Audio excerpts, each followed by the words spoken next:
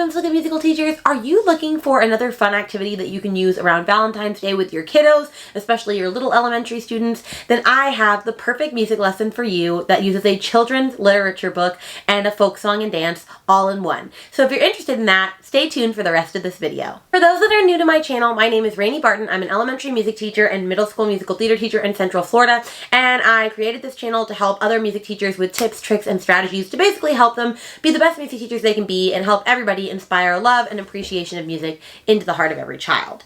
And so we do that through this channel, which I am very excited to say that at this current moment, I have 1,000 subscribers finally. So I'm actually going to be doing a subscriber Q&A hopefully pretty soon because I am so freaking excited. It took me a while to get here, but I'm very happy nonetheless that it happened. And so now we're just going to continue to make good, awesome music content together. But we'll talk about that a lot later. As for right now, this video is going to talk to you all about using the children's literature book, The Day It Rained Hearts, in your elementary music room for your kiddos, typically probably grades 1 and 2, maybe K, and using a folk song and dance called Heel Toe on the Line, which originated from Germany. So I'm going to teach you what the song and the book is, and then basically all the extension activities that I use with this song so that you are able to use it in your elementary music classroom. So The Day It Rained Hearts is like this cute little book about how one day it starts raining hearts and this little girl goes out and starts catching all of the hearts and realizing that she could be using these to make valentines for all of her friends, and so she goes about doing just that. It's a super cute little book. I love it so much. And I found that it pairs really well with the song Heel Toe on the Line, which is a folk song from Germany that goes like this. Heel toe on the line, will you be my valentine? Heel toe on the line, maybe ya or maybe nine. And so then I have a discussion with the kiddos about how ya is how they say yes and nine is how they say no. And so that they're able to be like, what's ya? What's nine? But that's just a fun little song. Basically, I just add it every other page in the story, and as I keep singing it, the kids will eventually learn it because, you know, they just love singing along with songs even when they haven't heard them even once. And so I encourage them to listen a couple of times before they sing along with me. But then by the end of it, I don't really have to teach it because it's pretty self-explanatory and it's short and sweet and they've learned it at that point. Then once we are finished with that, I end up teaching them the folk dance right after. It is almost exactly, if not pretty much the same exact thing as the Bow Wow Wow partner folk dance. So if you know the Bow Wow Wow, whose dog art thou folk dance, you could basically just use that. It's pretty much the same exact thing, but I'll explain it here in case you haven't done that. You make a single circle, you have partners facing each other so they're sideways with their partner, and they're holding hands, and on heel and toe they tap their heel and then their toe, and then on the line they stomp 3 times in place. So it's heel toe on the line, and then on will you be my valentine, they just swing around with their partner to switch places. So if they were standing here, now they're standing here. So they're just doing heel toe on the line, will you be my valentine, and then they repeat again, heel toe on the line, and then on maybe ya, they wag their finger at their partner, and on maybe nine, they jump and turn around where they are, and then they get a new partner. Pretty self-explanatory. And then they do the whole same thing again with their new partner, and then they jump and turn around and they get a new partner, and they go through the whole circle, and they basically are partners with half of the circle. They're not partners with the people on the other side, obviously.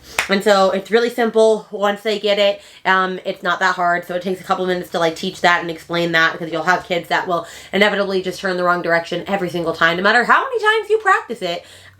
It's not like I'm talking about this from experience. I might be a little. But you know what? It's okay. It's still a super fun activity to do with the kiddos.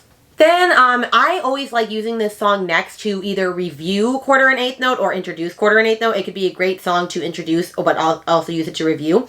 And I always start with having them keep the steady beat to it in multiple ways by clapping their hands, tapping their heads, touching their nose, patting their shoulders. We sing through the song a couple of times keeping the steady beat because steady beat is of the utmost importance, especially when they are little. And then we'll review the rhythm, and like I'll have them snap for TTs, clap for taws, like that sort of deal.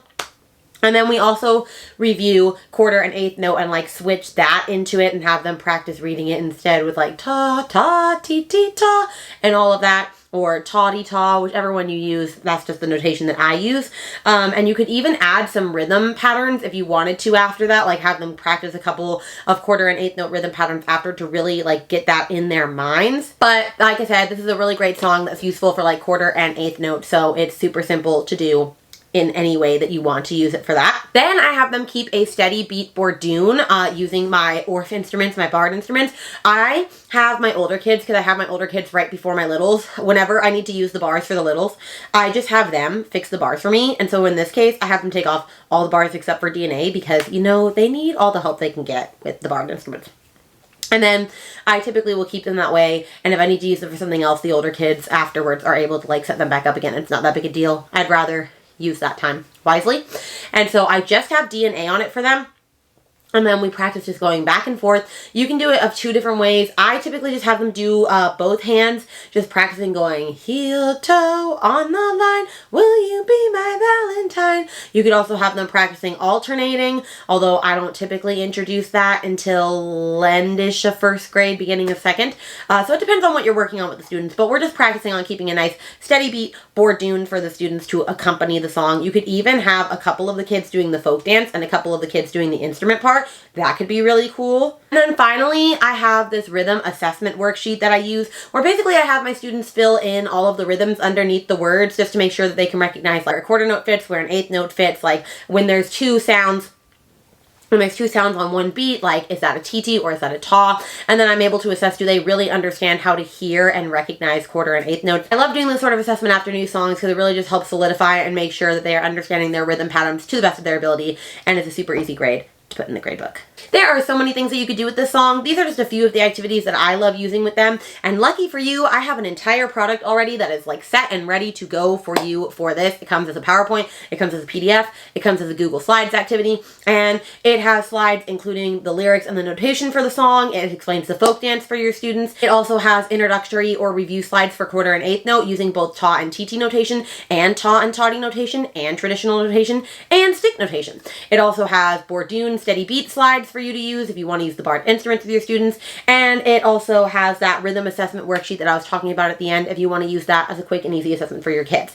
I made it all, put it in a nice little bow for you, and here it is for you. So I will link that product underneath the description below. It is the perfect time to use it this week and next because Valentine's Day is right around the corner. So it's a fun one to use for your littles. With that, we come to the end of this video. I hope that this was very helpful to you. If you are not already a part of my free resource library, be sure to check that out. The link is underneath here as well. I add new and free resources all the time, so if you already are on my email list, you should have a link to that. It's at the bottom of all of my emails. If you're not on my email list, feel free to join below and get access to the free resource library where you can get all cool stuff coming down the pike.